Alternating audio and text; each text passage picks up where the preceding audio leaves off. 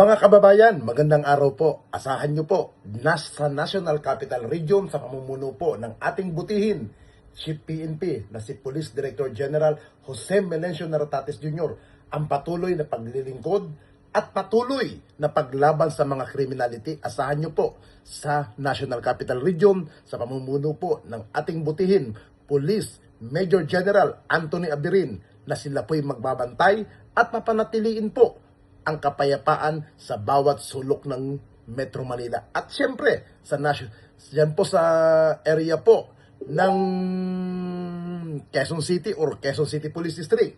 Asahan nyo po na magbabantay at magsisilbi po at maglilingkod dahil ang puso po ng pamumuno po dyan ni Police Brigadier General Glenn Glande Selvio ay wala po silang patawad sa mga kriminal dahil ang kanila pong mandato ay bantayan at maging mas ligtas, maging mapayapa ang ating komunidad sa buong Quezon City. Kaya po, katuwang po natin ang ating mga kapulisan sa buong lungsod ng Quezon City. Ako nga pala si Bustoyo at syempre, supportado natin ng PNP. Ayan, para sa mga may sipag natin at mga tapat na kapulisan, mabuhay po kayo. Sa mag-shoutout sa lahat ng PNP at magpasalamat sa inyong serbisyo. Maraming salamat po at mula kay Sinyo, salute po.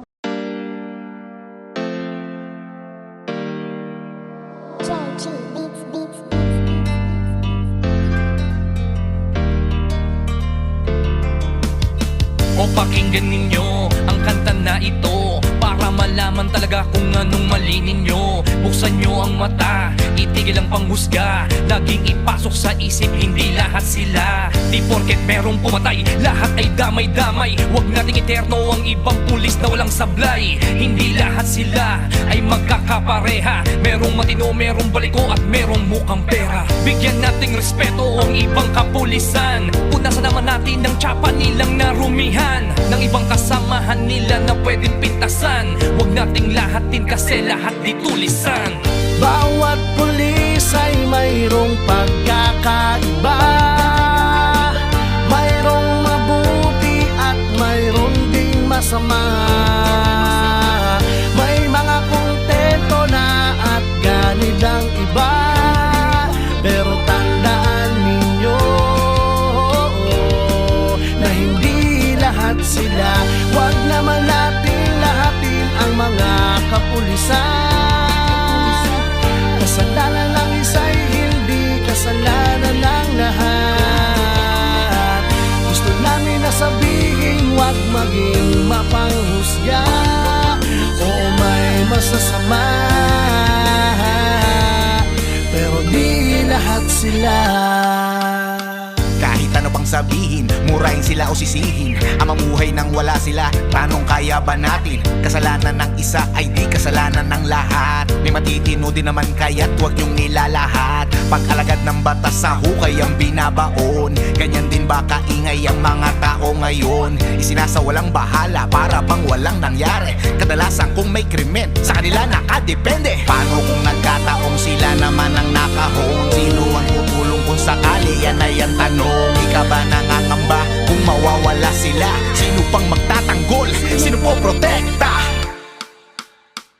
Bawat pulis ay mayroong pagkakaiba, mayroong mabuti at mayroong ding masama. May mga kontento na at ganid ang iba, pero tandaan ninyo na hindi lahat sila. Huwag naman natin lahatin ang mga kapulisan. Kasalanan ng isa'y hindi kasalanan ng lahat. Gusto namin na sabihin, huwag maging mapanghusga o may masasama, pero di lahat sila. Mula sa Quezon City Police District, paalala para sa publiko, lagi bantayan ang inyong mga personal na gamit, lalo na sa pagsuking lugar tulad ng palengke, mall, terminal at iba pang matataong lugar. Huwag mag-iwan ng mga kalagang bagay sa sasakyan, lalo na sa mga kitang bahagi. Ang huwag nakalak ang inyong bahay at tindahan bago umalis o bago matulog sa gabi. Huwag magdala ng mga pera o pamahaling malahat kung hindi naman kinakailangan. Maging maingat sa paggamit ng cellphone sa pagpuling lugar upang maiwasan ang snatching. Kung may dala kayong bag, manatilihin niyo kung nasa harapan ng inyong katawan at hindi ang bukas o madaling makuha. Para sa mga estudyante, siguraduhin masisipin sa inyong certificate at makakuha sa investigasyon kung sakaling may isipin ng pagnanakaw. Huwag magtago ng malaking halaga ng pera sa inyong tindahan o opisina. I-monitor ang inyong mga empleyado at siguruhin mapagkakatiwalaan ang mga nag-aasikaso ng inyong pananalapi. Kung may emergency, tumawag agad sa Quezon City Emergency Hotline 132 o sa National Emergency Hotline 911. Magtigil ang malinaw at kagaryatan ng informasyon tulad ng insurance assistance, support service at direksyon dinaktalan. Parusa sa pagkanakaw, ayon sa device QR code, ang iyo na patunay na kasana ng pagkanakaw ay maaaring mapatawad ng pagkakakulong mula 6 na buwan hanggang 20 taon. Siguro sa alam na ninakaw na ayorisan.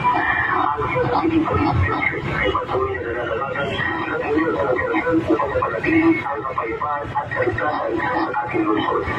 Muli, huwag mahirap magsumpol. Sama-sama na silabanan ang anumang uri ng krimen. Pagtulungan po tayo.